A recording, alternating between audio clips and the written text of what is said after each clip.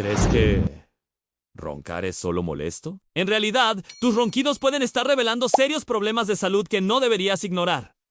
Roncar no siempre es un simple ruido nocturno. Cuando lo haces de forma frecuente, puede significar que tu cuerpo está luchando para respirar correctamente mientras duermes. Esto podría estar relacionado con apnea del sueño, una condición que provoca pausas en la respiración y afecta tu corazón y tu cerebro. En algunos casos, los ronquidos también señalan sobrepeso, congestión nasal crónica o incluso presión arterial alta. Y lo más preocupante, a muchas personas roncan sin saber que detrás hay riesgos de infartos, falta de oxígeno en el cerebro o fatiga extrema durante el día. Así que, la próxima vez que alguien te diga que roncas fuerte, tómalo en serio.